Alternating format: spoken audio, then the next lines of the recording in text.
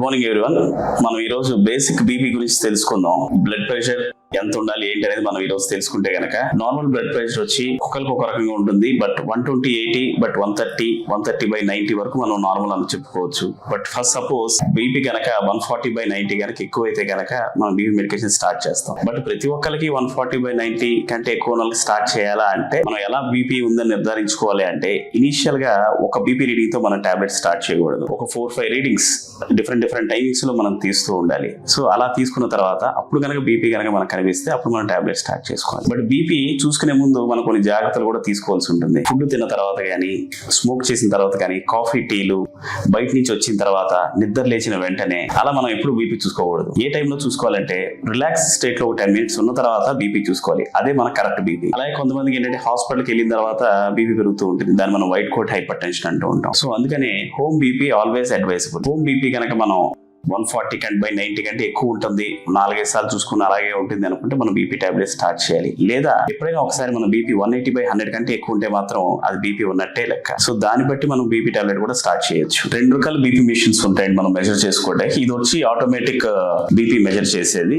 దీనికి తెల్లగా ఎవరు పెద్ద అసిస్టెన్స్ అవసరం లేదు. మనకి కఫ్ కనుక కట్టగలిగితే చాలు. ఈ చేతికి జస్ట్ ఈ కుబెటల్ ఫోసా అంటాం, ఇక్కడ నుంచి ఒక 2 ఫింగర్స్ పైన మనం కఫ్ కట్టుకుంటే సరిపోతుంది. అలాగే స్పిగ్మోమెనోమీటర్ సేమ్, దీని కఫ్ కూడా సేమ్ అదే పొజిషన్ మనం కట్టుకోవాలి. ఈ మోచేతి దగ్గర నుంచి ఒక 2 ఫింగర్స్ పైన గనక ఆ కఫ్ కట్టుకొని మనం బీపీ మెజర్ చేసుకోవాలి.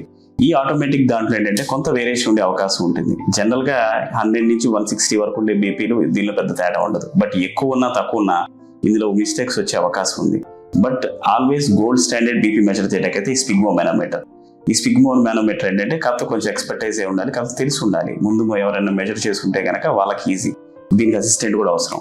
బట్ దీనికి ఏంటంటే మనం కూడా చేసుకోవచ్చు ఈ బీపీ మిషన్ అయితే. తర్వాత మనకి ఇంట్లో కూడా మనకి బీపీ ఎక్కువ వస్తుంది అనుకున్న తర్వాత ఒక డాక్టర్ కన్సల్ట్ చేసి దానికి సరిపోయే టాబ్లెట్ మనం వాడాల్సి ఉంటుంది. ఒక్కొక్క మనిషికి ఒక్కొక్క టాబ్లెట్ సెట్ అవుతూ ఉంటుంది. సో ఈ టాబ్లెటే వాడాలి, ఆ టాబ్లెటే వాడాలని పర్టికులర్ గా ఏమీ ఉండదండి. మనకి ఏది సెట్ అవుతుందో బీపీ టాబ్లెట్ అది వాడతాం మంచిది. దానికి కొన్ని పారామీటర్స్ చూస్తూ ఉంటాం. లైక్ హార్ట్ రేట్ ఎలా ఉంది, కాళ్ళకి నీరు ఏమైనా వస్తుందా, కిడ్నీ ప్రాబ్లమ్స్ ఏమైనా ఉన్నాయా, ఇతర ప్రాబ్లమ్స్ ఏమైనా ఉన్నాయా చూసి మనం బీపీ టాబ్లెట్ స్టార్ట్ చేస్తూ ఉంటాం. కొంతమందిలో అన్కంట్రోల్ హైపర్ టెన్షన్ ఉంటుంది, లేదా రెసిస్టెంట్ హైపర్ టెన్షన్ ఉంటుంది. అంటే ఏంటంటే 3 లేదా 4 టాబ్లెట్లు వాడాల్సి ఉంటుంది అనమాట. అలాంటి వాళ్ళల్లో బీపీ మెజర్మెంట్ అనేది ఎవ్రీ వీక్ చూసుకుంటూ ఉండాలి.